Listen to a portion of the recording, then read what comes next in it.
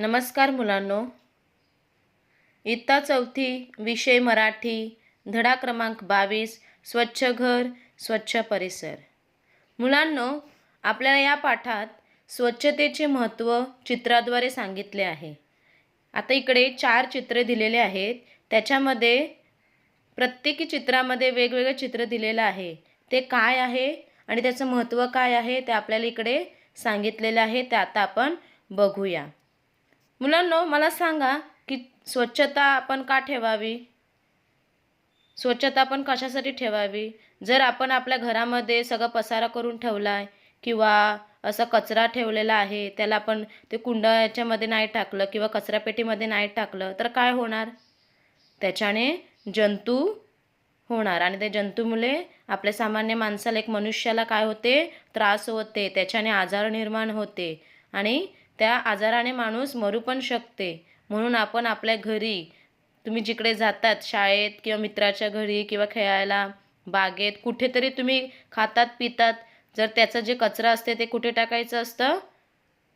कचऱ्या पेटीमध्ये टाकायचं असते। ओला कचरा ओल्या कचऱ्यामध्ये आणि सुका जो कचरा असतो तो सुक्या कचऱ्यामध्ये टाकायचा असतो।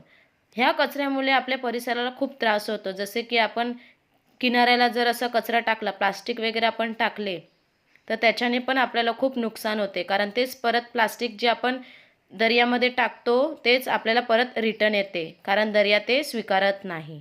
तर आपण आता आपल्या पाठामध्ये काय नेमकं दिलेलं आहे ते बघूया। आपल्या पहिल्या चित्रामध्ये आहे एक आई किंवा एक आजी दिलेली आहे आणि एक मुलगा दिलेला आहे। असे 2 व्यक्ती तिकडे दिलेले आहेत आणि ते काय करत आहे? त्यांच्या हातामध्ये काय आहे? आजीच्या हातामध्ये विळी आहे आणि ती विळीवरती भाजी चिरत आहे आणि मुलगा काय करत आहे?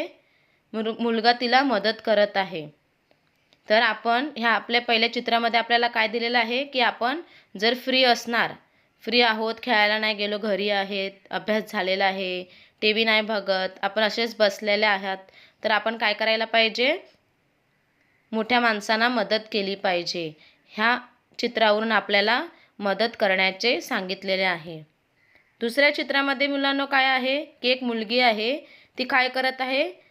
खाली जमिनीवरती कचरा पडलेला आहे तर ती झाडत आहे, ती झाडू मारत आहे आणि ते साफ करत आहे। तुम्ही पण तुमच्या घरी जर असा कचरा तुम्ही बघितला तर ते काय करायचं आहे? तुम्हाला साफ करायचा आहे आणि तो कचरा जर सुका कचरा असेल तर तो सुक्या ह्याच्यामध्ये टाकायचा कचरा पेटीमध्ये आणि जर ओला असेल तर ओल्या पेटीमध्ये टाकायचं आहे।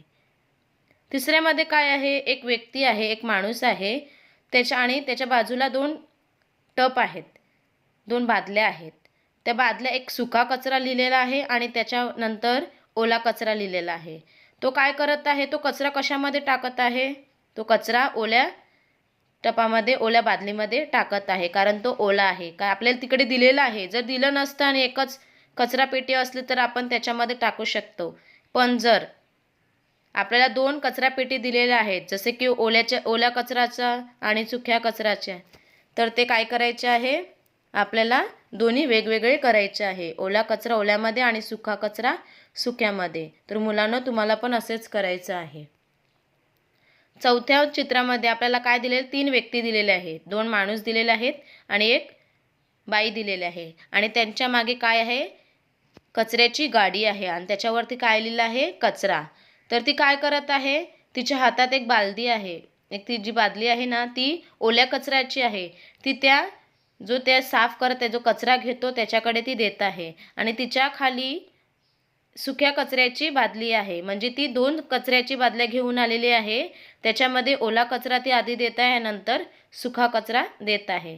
तिच्याच मागे एक व्यक्ती आहे, एक जो माणूस आहे, तो पण त्याच्या हातामध्ये पण बादली आहे। तर मुलांना, आपल्याला जे आपण कचरा बघत असेल कुठेतरी तर ते काय करायचं आहे? ते कचऱ्याच्या पेटीमध्ये आपल्याला टाकायचं आहे आणि योग्य ठिकाणीच ते टाकायचं आहे, ते कुठे इकडे तिकडे फेकायचं नाही। तर मुलांनो, खात्री आहे तुम्हाला समजलंच असेल। मुलांनो, आता आपल्या चित्राच्या खाली एक अजून माहिती दिलेली आहे, ते आपण वाचूया, ते आपल्याला वाचायला सांगितले आहे। कचरा ह्या समस्येने आता गंभीर स्वरूप धारण केले आहे। प्लास्टिकच्या कचऱ्यामुळे समुद्रात राहणाऱ्या जीवांना धोका निर्माण झाला आहे। आपल्या सर्वांचे आरोग्यासाठी प्लास्टिकचा वापर टाळणे गरजेचे आहे. बाजारात जाताना कागदी किंवा कापडी पिशव्या सोबत न्याव्या. यामुळे प्लास्टिकच्या पिशव्यांचा वापर आपण टाळू शकतो. मुलांनो, ह्याच्यामध्ये काय दिलेलं आहे की आपण कचरा कुठे बाहेर फेकायचा नाही, जसे की दर्यामध्ये किंवा कुठे नदीमध्ये, कुठेच नाही. ज्याची जिकडे जागा आहे तिकडेच आपण ते कचरा फेकायला पाहिजे. त्या कचऱ्यामुळे काय होतं की ते कचऱ्यामुळे आपण जर प्लास्टिक टाकले, आपण ते प्लास्टिक आता दर्यामध्ये फेकलं तर ते काय होते, तर त्याच्याने खूप धोका निर्माण होते. त्या कचऱ्यामुळे समुद्रामध्ये जे राहणारे जे जीव आहेत, जे मासे आहेत, त्यांना काय होते, धोका निर्माण होते. आपल्या सर्वांच्या आरोग्यासाठी प्लास्टिकचा वापर आपण टाळला पाहिजे. आपण प्लास्टिकचा पण वापर केला नाही पाहिजे, कारण त्याच्यामुळे खूप आपल्याला आता आणि आपल्या पर्यावरणाला खूप त्रास होते. आपण कुठे जर आता मार्केटमध्ये जातात, बाजारात जातात किंवा शॉपिंगला जातात, तर आपण काय घेऊन जायला पाहिजे, कापडी पिशव्या सोबत न्यायला पाहिजे, कारण प्लास्टिकने खूप त्रास होते. आता सरकारने पण त्या प्लास्टिक बॅन केलेलं आहे, तरी पण काही माणसं ते प्लास्टिक वापरत आहे. पण आपण ते प्लास्टिक वापरायचं नाही. आपण कापडी किंवा कागदी पिशव्याच वापरायला पाहिजे. ह्या प्लास्टिकच्या पिशव्यांचा वापर आपण टाळू शकतो. जर एकाने केली, तर जर आपला मित्र नाही करत आहे आणि आपल्याला त्याला सांगायचं आहे, मग आपण त्याला ते सांगून ते बंद करू शकतो. त्याला सांगून की प्लास्टिकने आपल्याला खूप त्रास होते, म्हणून आपण कागदी पिशव्या किंवा कापडाच्या पिशव्या वापराव्या. जर समजलं कचऱ्यामुळे काय काय किती त्रास होऊ शकतं, तर ह्या पाठामध्ये आपल्याला हे जाणून दिलेलं आहे की आपण आपले परिसर आणि घर स्वच्छ ठेवलं पाहिजे. धन्यवाद.